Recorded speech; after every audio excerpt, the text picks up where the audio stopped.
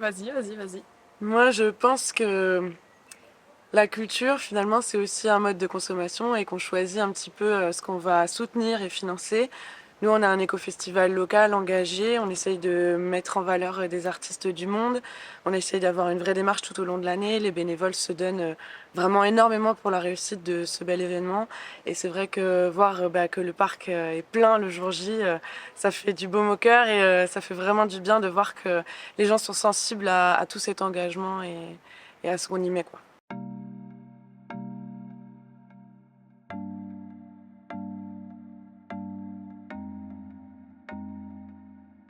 Alors, Note en Verre, c'est un festival qui a été fondé par Yasmine et Pascal Fouché, puisqu'ils ont créé l'association Mondo Mélodie, donc qui est porteuse de tout le projet. Ils ont créé l'association en 2007, pardon.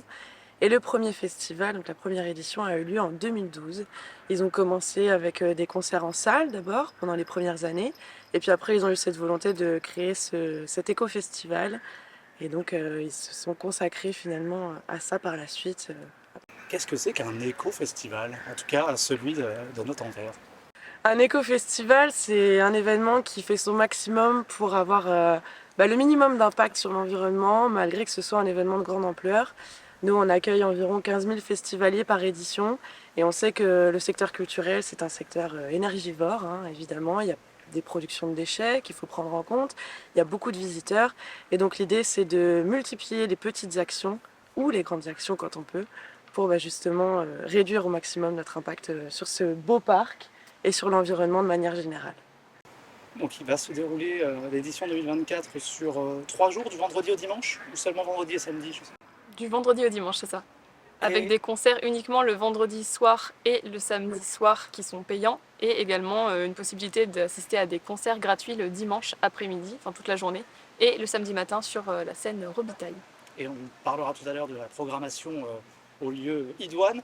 Sur le côté village, qu'est-ce qu'on va retrouver dans ce village qui lui va être là pendant les 3 jours, j'imagine? Alors, il y a deux villages. Il y a le village marchand qui, lui, va être présent sur la globalité du festival.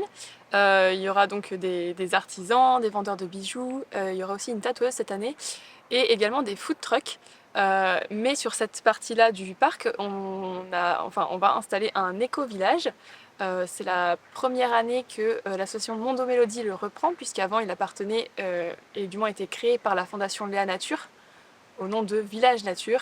Et donc là, on a décidé de reprendre la thématique éco-responsabilité, mais également la thématique diversité culturelle pour apporter aux visiteurs des activités totalement gratuites tout au long de la journée du samedi, de 10h à 18h. Par exemple, comme ça, pour nous donner envie, nous faire saliver. Eh bien, il y a des activités bien-être avec du yoga, de la réflexologie, euh, de la sonothérapie, mais également des jeux en bois, des jeux de société en accès libre et des quiz, des jeux de loi taille nature et plein d'autres encore activités très intéressantes. On a parlé de l'aspect éco-responsable du festival, j'ai entendu du zéro déchet. Est-ce qu'on peut creuser un petit peu comme ça dans toutes les dimensions? On sait que quand on veut faire des efforts en matière de transition, on parle beaucoup de l'alimentation, on parle des mobilités, le zéro déchet c'est important. Est-ce qu'on peut faire un petit tour comme ça des actions? Alors nous, on essaye, comme on disait, de limiter au maximum la production de déchets. On est accompagné par l'association Aremax qui nous aide à faire tout le tri sur le site. Donc il y a vraiment un tri qui soit fait en profondeur, un surtri qui est fait par eux. Après, on a un bilan au niveau des déchets produits sur le festival, ramener un quota par festivalier, ce que ça représente en termes de gestion. On essaie d'être un site zéro déchet plastique, donc on demande vraiment à tous les partenaires et tous les participants, que ce soit sur le village marchand, l'éco-village, les food trucks, de limiter au maximum leur production de déchets et de plastique surtout, hein. On est vraiment sur du drastic on plastique, hein, on fait partie de ce réseau-là aussi. Tous les food trucks qui sont présents ne travaillent qu'avec des contenants qui sont biodégradables, avec une nourriture et avec une certaine traçabilité des produits, que ce soit sur les food trucks ou sur le village marchand. Toute la signalétique qu'on peut retrouver sur le festival a été faite à partir de matériaux de récupération dans le cadre d'ateliers bénévoles. On passe un temps le samedi, le week-end à pimper tout ça et on remercie encore les bénévoles pour toute l'aide qu'ils nous apportent dessus. C'est aussi des toilettes sèches déployées partout sur le site pour limiter le gaspillage d'eau.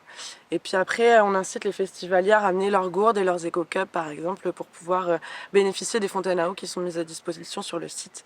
Mais au-delà de ça, c'est aussi toute une démarche vraiment en profondeur, c'est-à-dire qu'on essaye de travailler qu'avec des prestataires et des partenaires locaux. Toutes les boissons qu'on va retrouver à la buvette sont issues d'un réseau local. Et puis tous les prestataires et professionnels avec lesquels on collabore viennent de moins de 200 km. Donc on essaie vraiment de faire marcher l'économie sociale et solidaire locale, quoi. Sur l'aspect mobilité, est-ce que les garages à vélo sont prêts? Parce que j'imagine que vous encouragez les festivaliers à la mobilité douce. Et comment ça se passe à part le vélo? Il y a du bus, il y aura des bus le soir, covoiturage? C'est vrai que la thématique du déplacement, c'est vraiment le nerf de la guerre pour tous les festivals.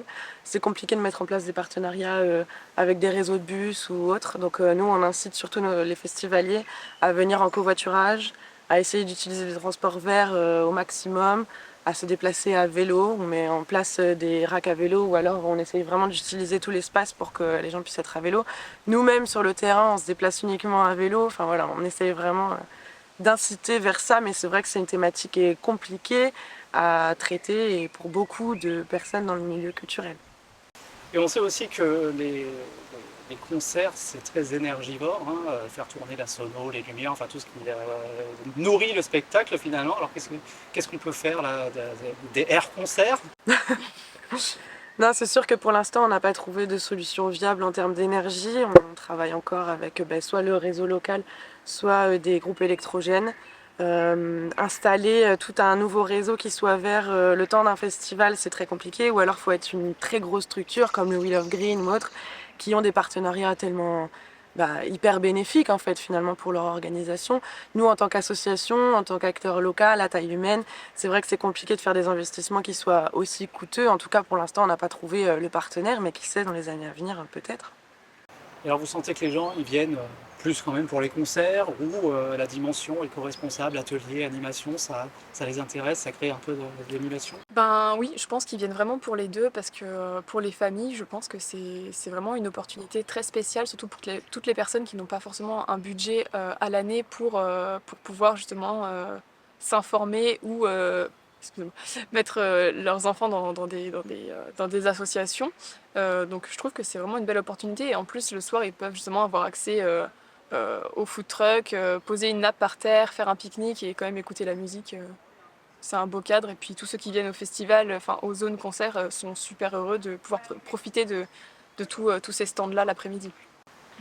Je vous ai pas demandé comment vous étiez arrivés dans cette aventure toutes les deux. Alors moi, c'est en cherchant un stage de fin d'année de licence. Je connais le festival depuis à peu près 4-5 ans. Et quand j'ai vu l'annonce, je me suis dit c'est le moment. Parce que c'est vrai que c'est un festival qui m'a toujours plu, de par ses idéaux, ses valeurs, et aussi par la musique qu'il propose, parce que j'écoute beaucoup de reggae et de musique du monde. Et je me suis dit que c'était l'opportunité pour moi de pouvoir me dire comment ce festival est construit et qu'est-ce que je pourrais y apporter. Et moi, j'ai découvert l'association et le festival post-Covid. J'ai fait un service civique pour l'édition 2022, 2021 ou 2022. Par la suite, je suis devenue bénévole dans l'association et puis après, un poste de chargé de production s'est libéré, donc j'ai sauté sur l'occasion, quoi. Pas de regret. Pas de regret. Et donc on se retrouve devant la programmation de cette édition 2024. Alors excusez, vraiment je suis un profane, je ne connais aucun nom là-dedans. Qui c'est qui se lance? Comment c'est possible? Parce que je suis un vieux dans un corps de jeune. Faut pas le dire, les auditeurs et les auditrices ne savent pas. Et donc comme ça, si vous deviez présenter, résumer un petit peu cette programmation-là, qu'est-ce qu'on en dit? C'est quoi l'essence? C'est quoi l'idée directrice? Qu'est-ce qu'on en dit? Eh bien, Pascal Fouché, donc, qui est cofondateur de l'association, est aussi programmateur du festival, un directeur artistique de l'association. Depuis le départ du projet, il était question de mettre en avant les musiques du monde et progressivement le reggae est venu se glisser dedans aussi. Donc là, on retrouve une programmation dont on peut être fier, je pense. Morshiba, qui est une exclue dans la région cette année et qui n'est pas venue depuis longtemps sur La Rochelle. Donc on est plutôt fiers de ça. C'est un groupe britannique donc, voilà, qui va nous proposer un show exceptionnel. Ils ont cartonné l'année dernière sur Les Vieilles Charrues, donc voilà, on en attend beaucoup. Tikanja Fakoli, cette année, qui nous propose une version acoustique de ses grands classiques. Donc voilà, ça va être une belle promesse. On espère découvrir de beaux instruments africains. Et puis, Juliane Marley, du coup là on est dans le reggae, ça fait nom un peu reggae. Vraiment, tu vois, j'ai une culture qui est niveau zéro du reggae. C'est ça, c'est du. C'est un des fils, oui, de Bob Marley, en effet. Donc oui, il est sur un style musical très reggae. Et on a aussi Generation qui fait partie justement de ce registre reggae un peu rap, un peu rappé. l'idée, c'est vraiment de faire découvrir des styles musicaux divers et variés. Morgan J, très inspiré musique du monde. Babylon Circus, on est un peu reggae rock, ça se confond un peu, mais c'est très festif. Les voisins aussi très festifs. Melvin dans les nuages qui a remporté la scène tremplin, donc la scène Robitaille l'année dernière. Et chaque année, le gagnant de cette scène-là ouvre l'édition suivante sur la grande scène du festival. Donc voilà, on est plutôt content. Et puis on retrouvera aussi les incroyables Faumes Orchestre et la fanfare saugrenue en interscène pour que la musique soit en continu tout au long de la soirée. Bon, vous, c'est quoi que vous attendez avec impatience là? Vous avez le droit de vous laisser aller à choisir un ou deux groupes comme ça, même si on les aime tous, bien sûr, même ceux qui ne connaissent pas. C'est compliqué. Tikenja Fakoli, parce que j'aime beaucoup ses spectacles. C'est très divertissant, on en prend plein les yeux et c'est très très beau à voir, même à écouter. Generation, parce que c'est quelque chose de très très jeune qui a bien percé, qui est aussi très très sympa à écouter. Et Melvin dans les nuages, que je ne connaissais absolument pas et que j'ai rencontré il n'y a pas si longtemps. Et je trouve que les textes sont très très profonds et quand on a une âme un peu nostalgique, c'est très sympa à écouter. Moi, je suis assez curieuse des artistes qu'on retrouve cette année sur la scène Robitaille, qui est la scène tremplin et en accès libre. C'est vrai qu'il y a des très très belles découvertes. On essaye vraiment de tendre vers des artistes émergents en cours de professionnalisation. Là encore, il y a une belle sélection de faite par Pascal. Et Mézi, moi, ça m'intrigue beaucoup parce que en fait, ce sont des Bretonnes qui chantent en breton, mais avec des inspirations très, on va dire, pop. Folk, un petit mélange de tout Ouais, qui est super surprenant et très très sympa. Ouais, je pense que ça va être une belle découverte. Et même Fabiani, là, qui vient de Nouvelle-Calédonie, je pense que ça va être une belle découverte reggae. Bon, ben on a hâte d'y être. Coup d'envoi 14 juin, au Parc des Coureuilles. Quelle heure? 16h, on ouvre le village marchand avec toute la zone gratuite à 16h et le début des concerts entre 18h30 et 19h.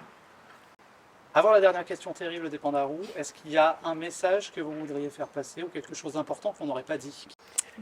Vas-y. Moi, je pense que la culture, finalement, c'est aussi un mode de consommation et qu'on choisit un petit peu ce qu'on va soutenir et financer. Nous, on a un éco-festival local engagé, on essaye de mettre en valeur des artistes du monde, on essaye d'avoir une vraie démarche tout au long de l'année, les bénévoles se donnent vraiment énormément pour la réussite de ce bel événement. Et c'est vrai que voir que le parc est plein le jour J, ça fait du baume au cœur et ça fait vraiment du bien de voir que les gens sont sensibles à tout cet engagement et à ce qu'on y met, quoi. Ouais, j'insiste, le décorum est vraiment sublime. Ce parc des Coureuilles là à Périgny est fantastique, en plus avec des verdoyants. Et toi, Apolline? Moi, je rejoins surtout Janelle pour ses idées, mais aussi je pense que c'est une bonne aventure et qu'il ne faut pas hésiter à venir, même si c'est pas notre domaine de prédilection, ça vaut le détour. La dernière question terrible, je vous fais l'offense de vous la poser. Qu'est-ce qui vous rend heureuse dans la vie? Oh. Waouh! Ok. Uh-huh. Beaucoup de choses. Le soleil déjà. Mais surtout la musique, réellement. La musique, les bonnes rencontres. Ça fait tout, je pense. Ouais, j'aurais dit exactement la même chose. La musique et le relationnel, l'humain, quoi. Et là, on retrouve tout ça à notre envers. Donc, venez et soyez heureux avec nous, quoi. Merci beaucoup à toutes les deux. Merci.